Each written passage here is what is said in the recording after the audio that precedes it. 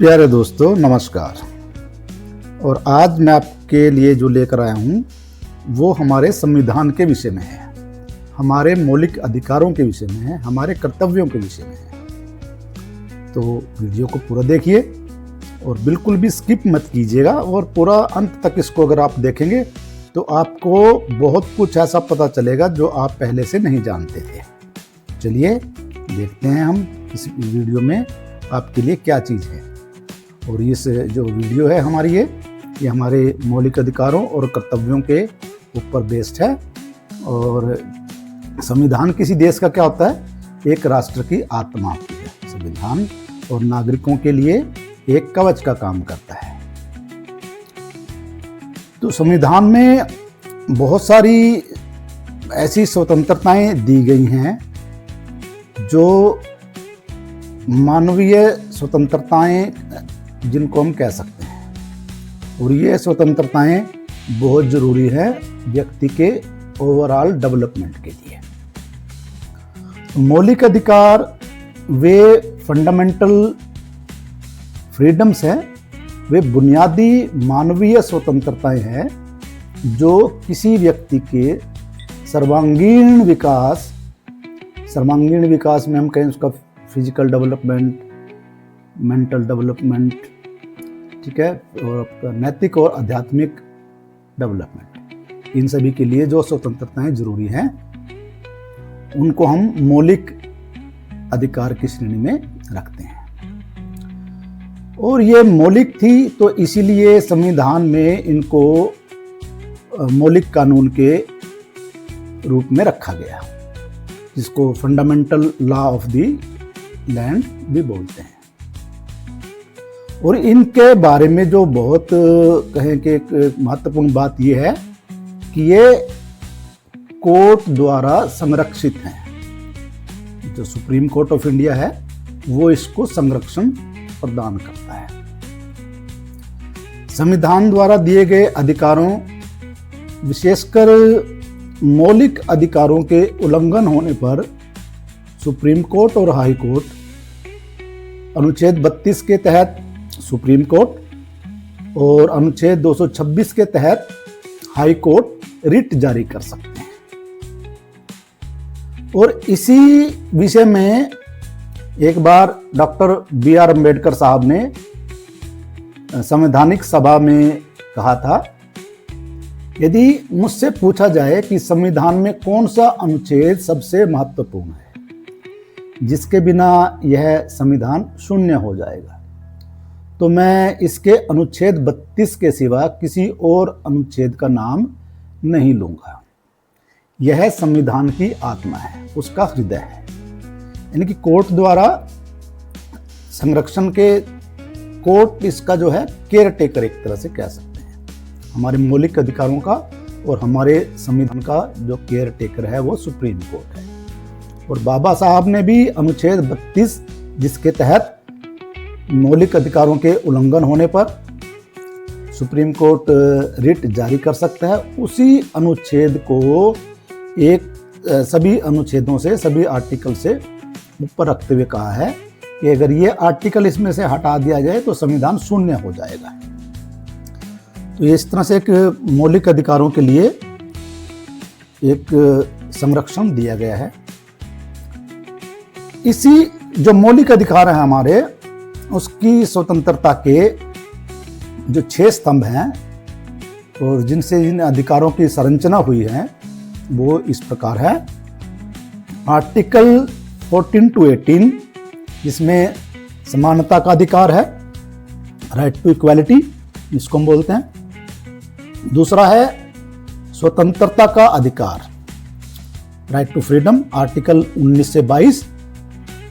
शोषण के विरुद्ध अधिकार, राइट अगेंस्ट एक्सप्लॉयटेशन, आर्टिकल 23 से 24। धर्म की स्वतंत्रता का अधिकार, राइट टू रिलीजन, ये आपका अनुच्छेद 25 से 28 है। संस्कृति और शिक्षा संबंधी अधिकार, अनुच्छेद 29 से 30। और संवैधानिक उपचारों का अधिकार जो आर्टिकल 32 है, जिसके तहत सुप्रीम कोर्ट रिट इशू कर सकता है अगर कहीं पे संवैधानिक ऐसा मौलिक अधिकारों का उल्लंघन हो पाया जाए तो। पहला स्तंभ, पहला जो पिलर है समानता का अधिकार, समता का अधिकार, अनुच्छेद 14 से 18 इक्वालिटी का। तो इसमें जो आर्टिकल 14 है ये कानून के समक्ष समता और कानूनों का समान संरक्षण है। विधि के समक्ष समता और विधियों का समान संरक्षण अंडर आर्टिकल 14 मिलता है। अनुच्छेद 15 में आर्टिकल जो 15 है उसमें धर्म, मूल वंश, जाति, लिंग या जन्म स्थान के आधार पर भेदभाव का प्रतिषेध है। और सार्वजनिक स्थानों जो पब्लिक प्लेसेस है वहां तक सभी की समान पहुंच इस अनुच्छेद के तहत मिली हुई है। अनुच्छेद 16 में जो भी पब्लिक एम्प्लॉयमेंट के जो विषय हैं, लोक नियोजन के जो विषय हैं, उसमें सभी को समान अवसर मिलते हैं। अनुच्छेद 17 अस्पृश्यता का अंत, अनटचेबिलिटी का अंत और उसका किसी भी रूप में आचरण निषिद्ध किया गया है। आर्टिकल 18 राज्य द्वारा सैन्य या अकादमिक सम्मान के अलावा अन्य सभी उपाधियों का अंत कर दिया गया है। दूसरा पिलर है, दूसरा जो स्तंभ है वो है नागरिकों की 6 स्वतंत्रताएं, अनुच्छेद 19। तो इसमें जो सबसे पहली है वो है वाक स्वतंत्रता और अभिव्यक्ति स्वतंत्रता का अधिकार, बोलने का और अपने विचार अभिव्यक्त करने का अधिकार इसमें मिला हुआ है। इसमें प्रेस, जो प्रिंट मीडिया और डिजिटल मीडिया सारे या टीवी जो भी है, इस तरह की स्वतंत्रताएं इसी के अंदर आएंगी। शांतिपूर्वक और निरायुध सम्मेलन का अधिकार, लोग इकट्ठे हो सकते हैं, ठीक है, और वो शांतिपूर्वक हो और उसमें कोई हथियार ना लेके, मतलब इस तरह का ना हो अगर लोग हथियार ले इकट्ठे हो गए, इस तरह का नहीं कर सकते। शांतिपूर्वक और निरायुध सम्मेलन का अधिकार। संगम या संघ बनाने का अधिकार, यूनियंस बनती हैं, बनाते हैं लोग ना। और उसके बाद राज्य के, भारत के राज्य क्षेत्र में सर्वत्र अबाध संचरण का अधिकार, पूरे देश में कहीं भी कोई लोग आ जा सकते हैं। भारत के राज्य क्षेत्र के किसी भी भाग में निवास करने का और बस जाने का अधिकार भी ये जो आर्टिकल 19 के तहत दिया गया है।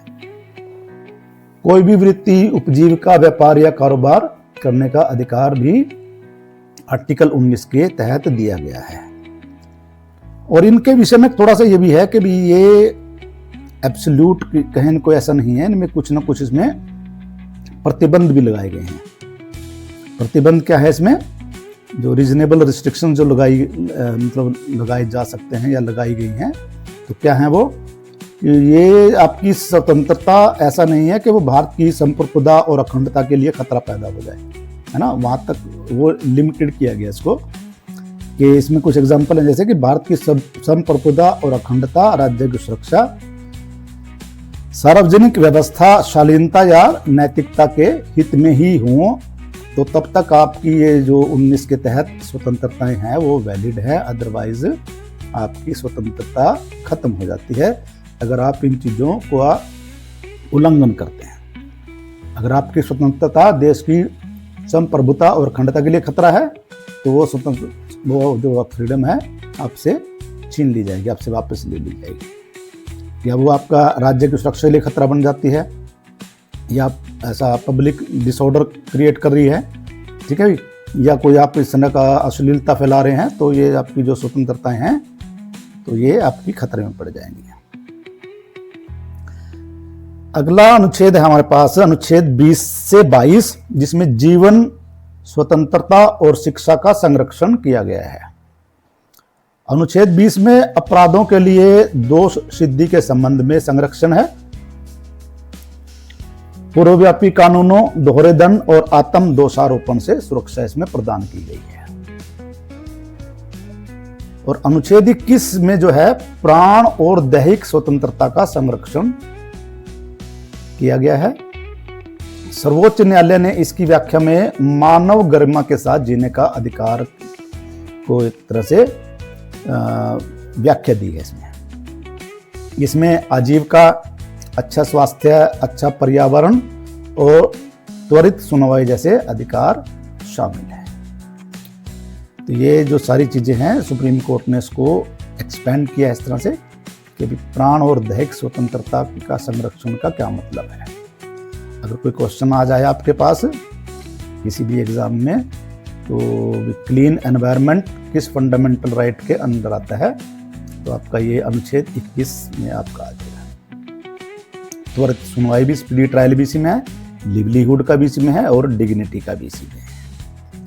उसके बाद है अनुच्छेद 22, कुछ दशाओं में गिरफ्तारी और निरोध से संरक्षण। यह अनुच्छेद 22 है।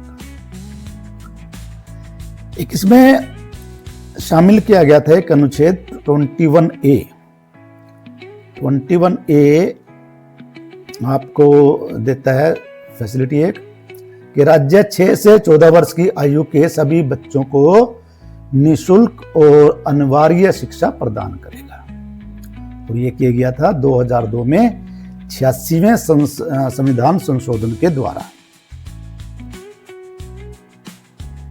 तीसरा स्तंभ है शोषण के विरुद्ध अधिकार, अनुच्छेद 23 से 24। मानवीय गरिमा का संरक्षण इस अधिकार के तहत किया गया है। अनुच्छेद 23 में है क्या है कि ह्यूमन ट्रैफिकिंग और फोर्स लेबर का प्रतिषेध इस आर्टिकल के तहत किया गया है। इसका उल्लंघन कानून के अनुसार दंडनीय अपराध है कि भाई आप मानव का व्यापार नहीं कर सकते, मानव के दुर्व्यापार और बलात्कार नहीं करवा सकते, जबरदस्ती किसी को से लेबर नहीं करवा सकते या उसकी ह्यूमन की खरीद फरोख्त नहीं कर सकते। अनुच्छेद 24 बोलता है कि कारखानों, खानों या किसी अन्य खतरनाक नियोजन में 14 वर्ष से कम आयु के बच्चों का नियोजन का प्रतिषेध किया गया है। 14 वर्ष से कम उम्र के आयु के बच्चे किसी भी खतरनाक कार्य में एम्प्लॉय नहीं किए जा सकते। चौथा स्तंभ है धर्म की स्वतंत्रता का अधिकार, अनुच्छेद 25 से 28। अंतःकरण और धर्म की स्वतंत्रता इस स्तंभ के अंडर दी गई है। अनुच्छेद 25 क्या बोलता है कि सभी व्यक्तियों को अंतःकरण की स्वतंत्रता और धर्म को अबाध रूप से मानने, आचरण करने और प्रचार करने का समान अधिकार दिया गया है।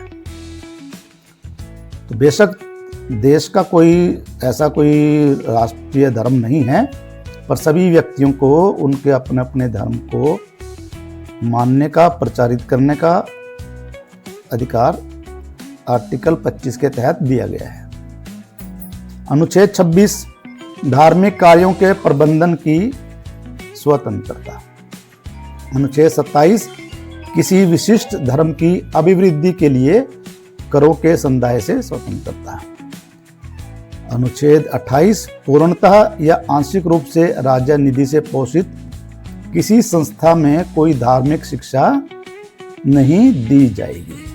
कुछ प्रतिबंध भी हैं इनमें, तो वो भी इसके साथ साथ दिया गया। पांचवा स्तंभ है संस्कृति और शिक्षा संबंधी अधिकार, भारत की विविधता का संरक्षण। अनुच्छेद 29 भारत के किसी भी भाग के नागरिकों के किसी भी वर्ग को जिसकी अपनी विशेष भाषा, लिपि या संस्कृति है उसे बनाए रखने का अधिकार होगा। अनुच्छेद 30 धर्म या भाषा पर आधारित सभी अल्पसंख्यक वर्गों को अपनी रुचि की शिक्षा संस्थाओं की स्थापना और प्रशासन का अधिकार होगा। और इसमें एक सर्वोच्च न्यायालय ने अल्पसंख्यक की व्याख्या उस समुदाय के रूप में की है जो उस राज्य की जनसंख्या के 50% से कम है, जहां वे इस आधार का लाभ उठाना चाहते हैं। संरक्षक सांविधिक उपचारों का अधिकार, अनुच्छेद 32 संविधान की हृदय और आत्मा जिसको बाबा साहब ने कहा है, यह अनुच्छेद अन्य सभी मौलिक अधिकारों को परिवर्तनीय बनाता है। इसके तहत कोई भी नागरिक अपने मौलिक अधिकारों के उल्लंघन पर सीधे सर्वोच्च न्यायालय सुप्रीम कोर्ट जा सकता है। सर्वोच्च न्यायालय को अधिकार लागू करने के लिए निर्देश या रिट जारी करने की शक्ति अंडर आर्टिकल 32 दी गई है। तो ये 5 प्रमुख रिट जो हैं वो ये इस तरह से हैं: बंदी प्रत्यक्षीकरण, हैबियस कॉर्पस, अवैध रूप से हिरासत में लिए गए व्यक्ति को न्यायालय के समक्ष प्रस्तुत करने का आदेश,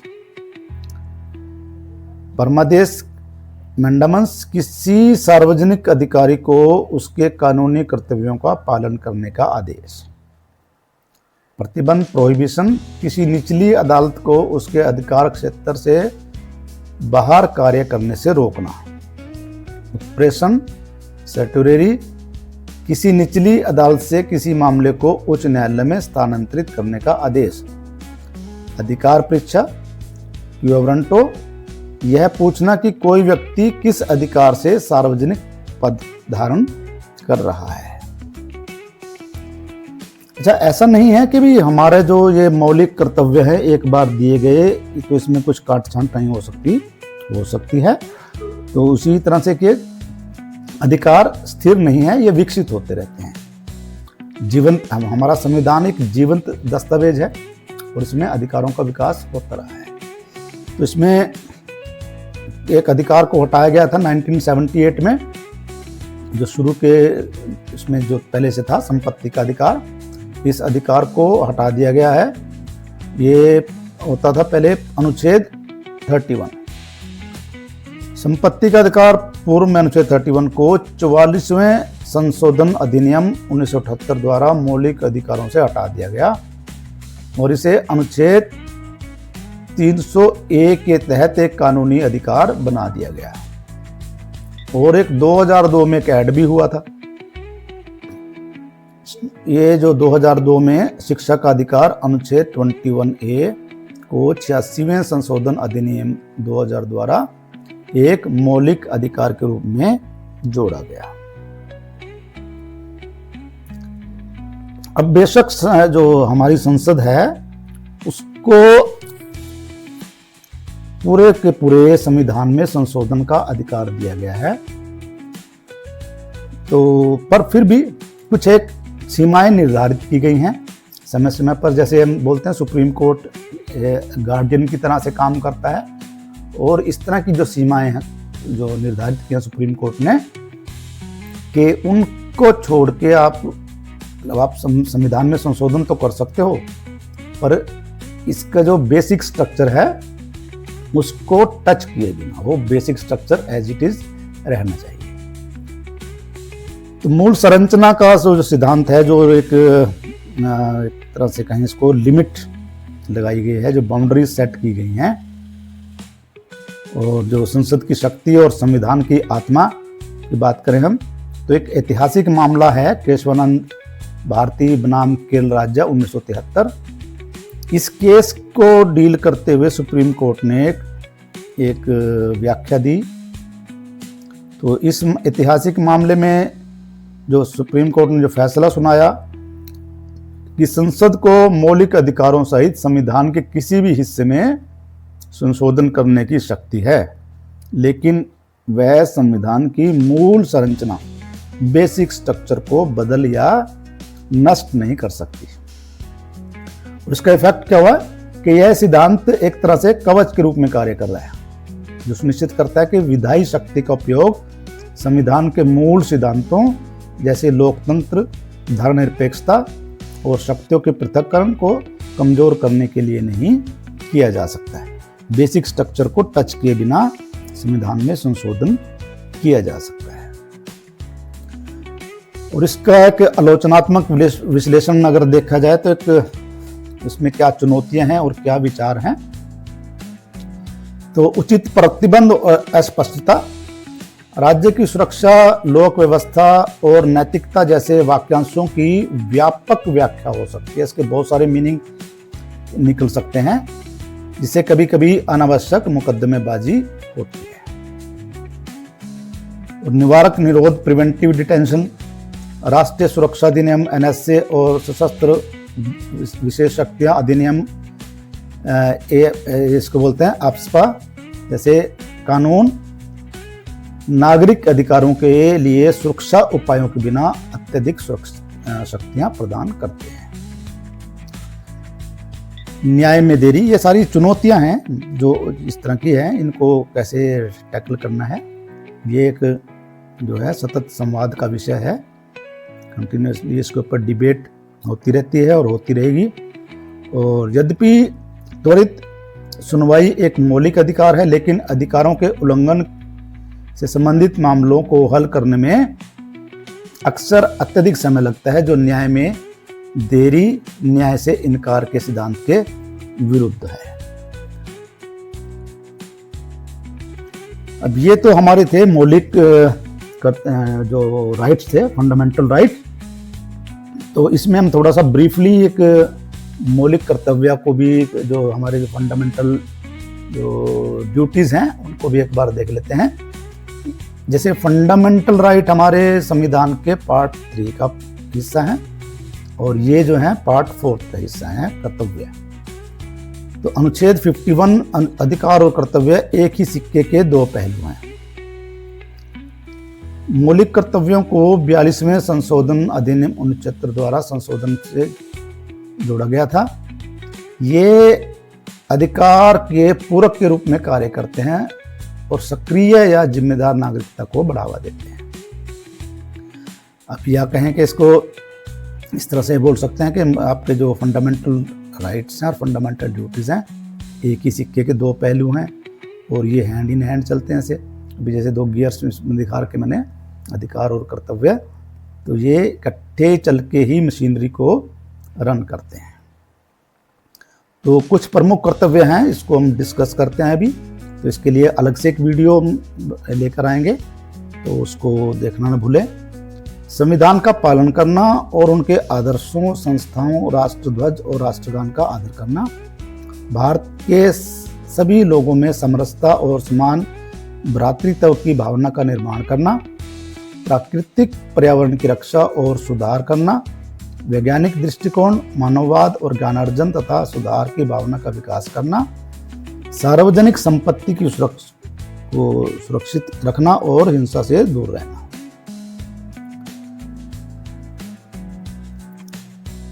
मौलिक अधिकार केवल कानूनी प्रावधान नहीं है, वे एक न्यायपूर्ण, स्वतंत्र और गरिमापूर्ण समाज के लिए भारत की प्रतिज्ञा है। हमारा संविधान हमारा गौरव। तो आपने ये इसमें वीडियो में देखा सारा, हमारे जो फंडामेंटल राइट्स हैं उनके बारे में ब्रीफली आपने जाना, संक्षेप में जाना, और जो हमारे जो फंडामेंटल ड्यूटीज़ हैं उनके बारे में आपने बहुत ब्रीफली उसको मैंने डिस्कस किया है यहाँ पे। तो आप इस वीडियो को देखकर बहुत सारे जो MCQs मैंने इसमें डाले हुए हैं मेरे चैनल पर, BS टेक्निकल एजुकेटर चैनल, और इसमें C टेक्निकल में CCC है, 1C इज़ फॉर क्यूरियोसिटी। तो आप इस चैनल को सब्सक्राइब करें और वीडियोस को ज़्यादा से ज़्यादा शेयर करें, देखें, लाइक करें। कोई इसमें सुधार की गुंजाइश है तो आप कमेंट अवश्य करें। तो ये मैंने हिंदी में इसलिए रखा कि ज़्यादा जो दर्शक हैं, ज़्यादा दर्शकों तक इसकी पहुंच हो सके।